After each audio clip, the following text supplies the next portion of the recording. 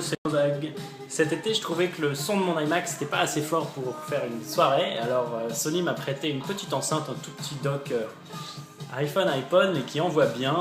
C'est assez surprenant en fait finalement la puissance par rapport à la taille de l'appareil. Je vous montre.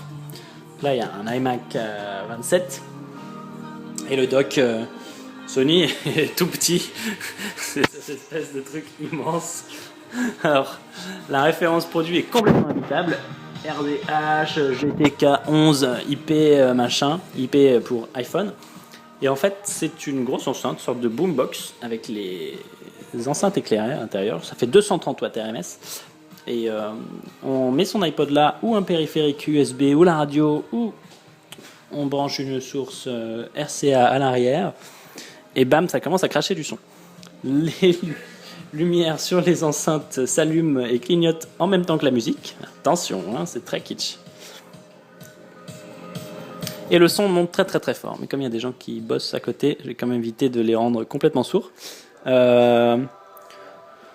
Bon, on peut couper ces diodes là, parce que ça vraiment c'est le truc dont je suis pas le plus fan. La partie intéressante de cette enceinte, c'est qu'elle coûte 300 €, et vu la puissance que ça a, c'est quand même pas si mal que ça pour un produit tout intégré. Les choses que je regrette, c'est qu'elle soit pas Wi-Fi, que le socle iPhone ici à l'intérieur ne soit pas rotatif pour l'avoir dans le bon sens, que par exemple les applications comme Spotify ne tournent pas. Alors qu'il y a d'autres docks qui proposent de tourner le mobile quand on change la position de l'enceinte. Je trouve ça assez intelligent. Et qu'il n'y ait pas la possibilité de mettre des paires en stéréo pour pouvoir faire une vraie grosse soirée. Mais bon, il faut dire que ça envoie quand même, hein, 230 watts RMS, c'est du costaud. Pour ce qui est de la qualité sonore, c'est pas le meilleur truc jamais entendu, c'est clair. Le son est correct sans être complètement dingo.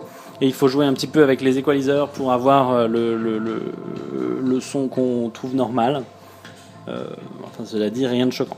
Ce qui est choquant par contre, c'est le poids de l'enceinte qui fait 17 kg. C'est vraiment un gros bébé. Donc voilà, une petite Sony parfaite pour animer vos étés et très très facile à emmener avec vous en scooter, en vélo. Un petit appareil discret.